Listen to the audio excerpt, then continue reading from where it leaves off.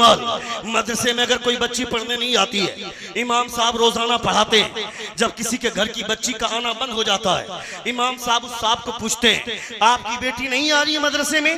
तो उस बेहूदगी का जवाब सुनिए। वो बोलता, इमाम साहब, मेरी छोटी वाली बेटी आ रही है, मगर बड़ी वाली बेटी की उम्र ज्यादा हो गई, अब इसलिए उसको मदरसे में नहीं भेज रहा हूँ, वो कॉलेज जाती है। यानी लड़की बड़ी हो गई, तब वो मदरसे में आकर कुरान नहीं पढ़ सकती है, मगर स्कूल और कॉलेज जाकर एक ही बेंच पर बैठकर एक लड़का एक लड़की एक ही बेंच पर बैठकर बायोलॉजी की तालीम हासिल करेगी। बायोलॉजी में सिखाया क्या जाता है, एक लड़की प्रेग्नेंट कैसे होती है, एक लड़की बच्चा कैसे जनती है।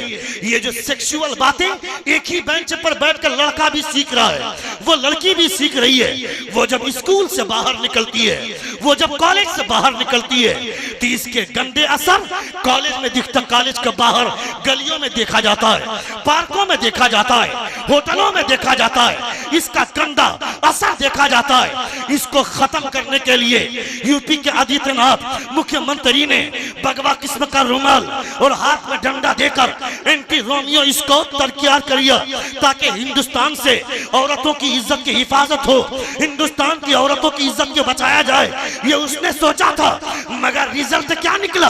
अब तक यूपी में इतना गैंग रेप ना हुआ था जितना उसके पीरियड में गैंग रेप हो गया। अब तक यूपी में इतना बलात्कार ना हुआ था जितना उसके पीरियड में बलात्कार हुआ। हाथरस का कांड तुम्हारे सामने, उन्नाव का केस तुम्हारे सामने, कश्मीर के इलाके में काठवा की धरती पर 8 साल की बच्ची के साथ 8 लोगों ने मिलकर मंडी में गैंग रेप किया, उसका रिजल्ट भी तुम्हारे सामने।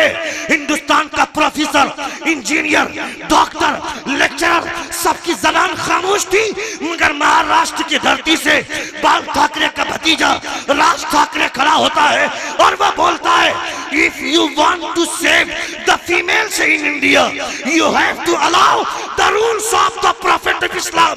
वो बोलता है, एंटी रोमियो स्काउट से औरतों की इज्जत नहीं बचेगी।